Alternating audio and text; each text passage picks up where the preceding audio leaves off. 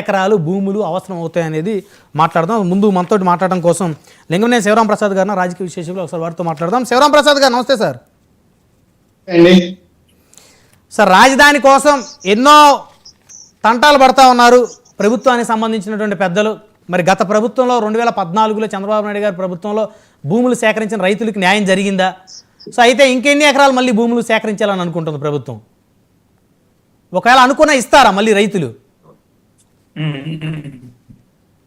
నమస్కారం బ్రహ్మనాయుడు గారు, మీకు, నోకసాని బాలాజీ గారికి, ఉదయవాన్ గారికి, అలాగే నరేంద్ర గారికి, 99 ప్రేక్షకులుగా నమస్కారం. ఒకటి, ఇవాళ దీనికి ఇంకా కావాలా అనే ముందు ఒకసారి ఏం జరిగిందో ఆలోచిద్దాం. 2015లో ల్యాండ్ పూలింగ్ జరిగింది. నిజంగా చాలా గొప్ప విషయం. ల్యాండ్ పూలింగ్ అనేది చాలా గొప్పగా జరిగింది. ఆ ల్యాండ్ పూలింగ్ లో 34,323 ఎకరాలు ఇచ్చారు రైతులు. స్వచ్ఛందంగా 34,323 ఎకరాలు 29,881 మంది రైతులు ఇచ్చారు. ఆ రైతుల్లో 29,054 మంది 5 ఎకరాల్లో సన్న చిన్నకారు రైతులు. వాళ్ళు కూడా 50% ఎస్సీ, ఎస్టీ, బీసీ, మైనార్టీలు. సరే, ఇక్కడికి వచ్చేటప్పటికి ఆ రోజు అందరూ ఒప్పుకున్నారు. తర్వాత జగన్మోహన్ రెడ్డి గారు వచ్చిన తర్వాత 3 రాజధానులు అన్నారు. అవన్నీ అందరికీ తెలిసిందే. అప్పటి నుంచి అక్కడ ఉన్న ఎవరైతే ల్యాండ్ పూలింగ్ లో భూములు ఇచ్చారో రైతులు పోరాటం చేస్తానే ఉన్నారు, చేశారు. మొన్న ఎలక్షన్స్ పూర్తయ్యే వరకు కూడా వాళ్ళు పోరాటం చేస్తానే ఉన్నారు. అయితే ఇక్కడ ఒకటి, వాళ్ళకి న్యాయం జరిగిందా జరగలేదనేది కూడా ఇక్కడ ఆలోచించాలి. 10 సంవత్సరాలు అయింది. 10 సంవత్సరాల్లో ఏం డెవలప్మెంట్ జరిగింది అక్కడ? ఇప్పుడు వాళ్ళకి ఎవరైతే ఇచ్చారో ల్యాండ్స్, ఆ రైతులకి రెసిడెన్షియల్ ప్లాట్లు 32,479 ఇవ్వాలి. అలాగే కమర్షియల్ ప్లాట్స్ 25,931 ఇవ్వాలి. కానీ ఇప్పుడు కూడా ఇంకా 25,000 ప్లాట్లు వాళ్ళకి రిజిస్టర్ చేయాల్సి ఉన్నాయి. ఇంకా పూర్తి అవ్వాల, రిజిస్టర్ అవ్వాల. అంటే వాళ్ళ ల్యాండ్ పూలింగ్ ప్రక్రియ ఎంతవరకు పూర్తి కాదా? అసెంబ్లీ భవనం వచ్చింది, సరే, మిగిలిన వచ్చింది. మిగిలిన వాటిని కూడా ఏదైతే మీరు కొత్తగా అసెంబ్లీ కట్టాలనుకుంటున్నారో, అలాగే కొత్తగా మీరు ఏదైతే హైకోర్టు కట్టాలనుకుంటున్నారో, లేకపోతే ఐకానిక్ టవర్స్ కట్టాలనుకున్నారో, వాటిలన్నిటికి కూడా ల్యాండ్స్ ఆల్రెడీ అలాట్ అయిపోయినాయి, పునాదులు కూడా అయిపోయింది. కాబట్టి వాటికి మీరేం కొత్తగా అలాట్ చేయాల్సిన అవసరమే లేదు, ఆల్రెడీ అలాటెడ్. ఇంకొకటి ఇక్కడ ముఖ్యమైన విషయం ఏంటంటే, ఈ 34,323తో పాటు ఇంకో 4,500 ఎకరాలు ఇచ్చినట్టు 34,600 ఎకరాలు, 700 ఎకరాలు ల్యాండ్ పూలింగ్ లో వచ్చింది. ఇది కాకుండా దాదాపు 20,000 ఎకరాలు ప్రభుత్వ భూమి ఉంది. దీంట్లో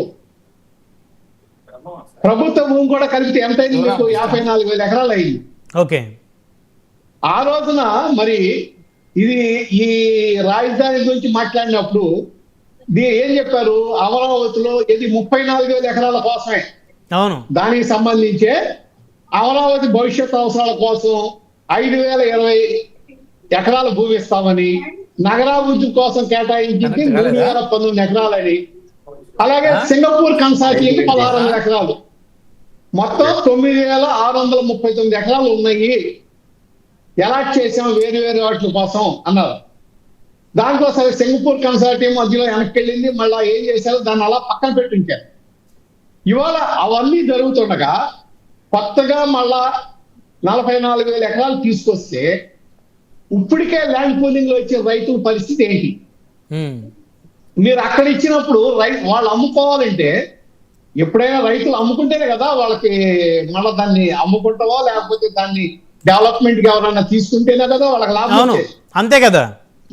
మరి ఆ పరిస్థితి రావాలన్నప్పుడు మీరు ఇట్లా ఎక్స్టెండ్ చేసుకుంటూ వెళ్తే వాళ్ళకి న్యాయం ఎట్లా జరుగుతుంది అనేది ఒక పాయింట్. అయితే ముందు ఉన్న భూమిని ఉపయోగించుకొని డెవలప్మెంట్ చేసిన తర్వాత, వాళ్ళకి న్యాయం చేసిన తర్వాత కొత్త భూమిని తీసుకోవాలి.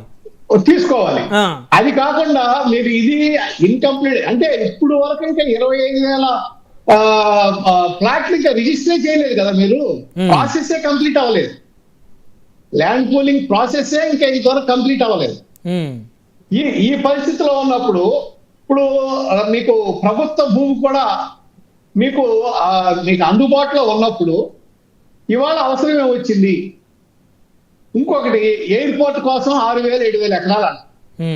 అసలు అవసరమా? గ్రీన్ఫీల్డ్ ఎయిర్పోర్ట్, గన్నవరం ఎయిర్పోర్ట్ దాదాపు మీకు అమరావతి సెక్రటేరియట్ నుంచి 35 కిలోమీటర్లు ఎంత ఉంది. సరే ఇవాళ అయితే గంట పడుతుంది. ఇవాళ అక్కడ మీకు ఇన్నర్ రింగ్ రోడ్ అయిపోయింది. అవును. చిన్న బిట్స్ కంప్లీట్ అయితే అమరావతి నుంచి మీకు అక్కడ పినవనేని హాస్పిటల్ వరకు రింగ్ రోడ్ ఉంది. అంటే మీరు గన్నవరం నుంచి అక్కడికి ఒక అరగంట లేకపోతే మాక్సిమం 40 నిమిషాల్లో ఏ విధమైన హడ్డీన్స్ అక్కడ చేరిపోతారు. అవును. ఇవాళ హైదరాబాద్ లో మీరు శంషాబాద్ ఎయిర్పోర్ట్ రావాలని ఎంత టైం పడుతుందండి? అక్కడ కూడా గంట పడుతుంది కదా. ఖచ్చితంగా ట్రాఫిక్ ఉంటుంది కదా, ఎక్కువ ఉంటుంది. విజయవాడలో కూడా ట్రాఫిక్ పెరిగిపోయింది. ఆ గన్నవరం సరౌండింగ్ విజయవాడ అంతా ట్రాఫిక్ పెరిగిపోయింది.